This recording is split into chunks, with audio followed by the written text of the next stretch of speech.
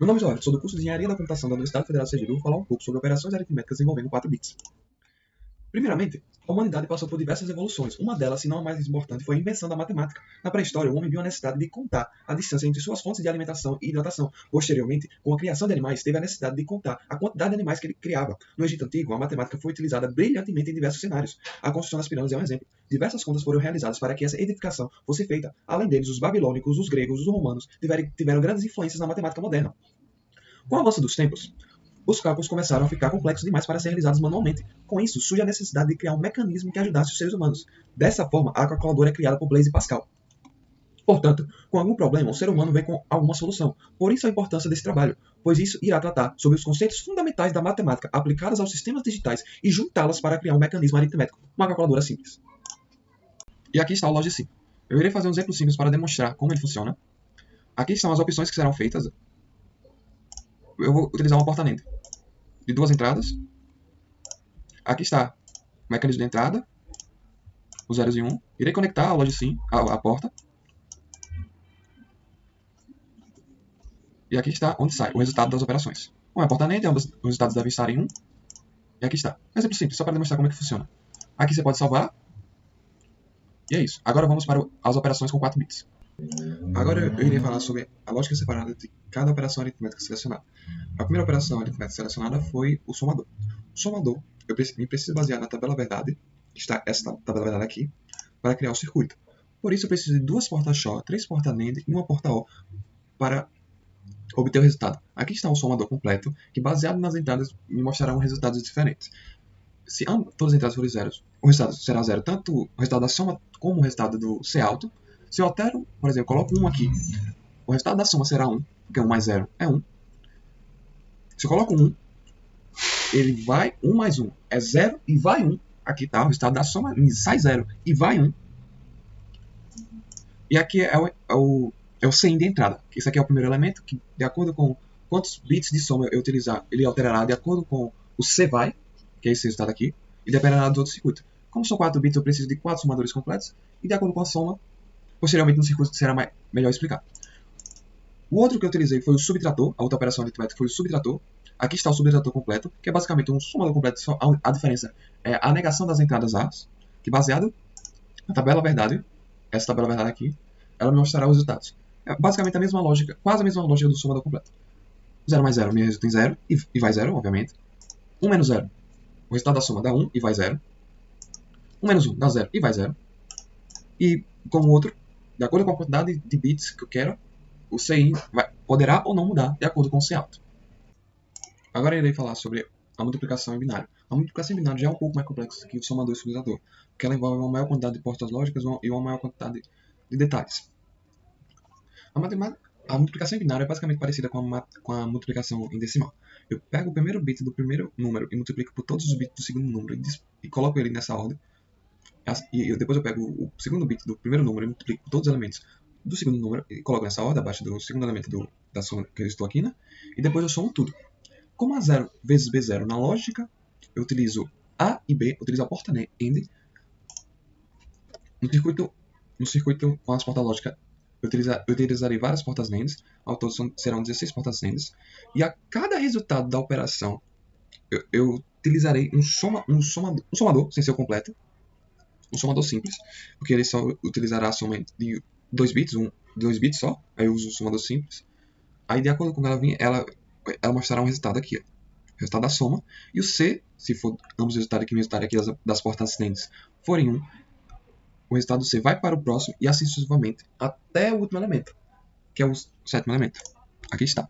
Aqui está o exemplo, por exemplo, 2 vezes 2 me resulta em 4, 4 vezes 2 me resulta em 8, 6 vezes 2 me resulta em 12, e assim sucessivamente. A quarta operação selecionada foi o comparador. O comparador é bem mais simples. Eu só preciso utilizar portas XNOR e comparar. Baseado na tabela verdade, a porta XNOR, se ambas as entradas forem 0, o resultado dá 1. E se ambas as entradas forem 0, significa, aqui na minha lógica que eu utilizei, que os primeiros elementos A0, B0, A1, B1, A2, B2, A3, B3, significa que os números são iguais. Se eu altero, por exemplo, e coloco 1 aqui, ele me resultará em 0.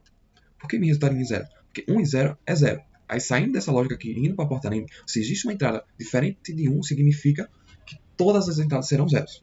O resultado das entradas serão 0. Logo, o número é diferente. Aqui está o circuito completo. Aqui estão as entradas A0, A1, A2, A3, aqui B0, B1, B2, B3. Para que a lógica do selecionador funcione para selecionar a operação desejada, é necessário que todas as entradas de todos os bits vão para todos os circuitos, ou seja, que os 4 bits do número A e os 4 bits do número B vão para todas as entradas do somador, do subtrator, do multiplicador e do comparador. Aqui está o somador. Como são 4 bits, precisa de 4 somadores completos. Aqui é A0, aqui é A1, aqui é A2, aqui é A3, aqui é B0, B1, B2, B3. De acordo com as entradas que vierem dos números, o Cout vai ou não mandar o sinal lógico 1 para o somador completo posterior. E assim sucessivamente, até que forme o resultado de saída aqui. Aqui está uma extensão de 8 bits que depois eu irei explicar por que eu utilizei. Aqui a entrada 0 para que não interfere o circuito. Aqui está o circuito subtrator, que é basicamente quase a mesma lógica do somador completo, só que isso irá subtrair, né? Aqui as zeros entradas, A0, B1, B0, B1 e assim sucessivamente. Dependendo do que vem, um estado lógico vai para o próximo subtrator completo, ou não, como são 4 bits, 4 subtratores completos. Resulta o resultado, o extensor de 8 bits que explicarei posteriormente. Aqui está o multiplicador. Aqui está a entrada A0, A1, A2, A3, aqui a B0, B1, acima B1, B2, B3, e resultará um resultado. Aqui no comparador, são 8 entradas, se me resulta ou é igual ou não. Por isso que só será 0 ou 1, o extensor de 8 bits. O extensor de 8 bits eu utilizei porque o resultado das operações do multiplicador pode ser até de 8 bits, que é o máximo número que é 255. Que é 255, 0 a 255, por isso que eu necessitava de 8 bits. Só que no multiplexador, todas as entradas devem ser do mesmo tamanho. Por isso eu estendi o resultado do somador, subtrator e do comparador para 8 bits. Aqui está o multiplexador.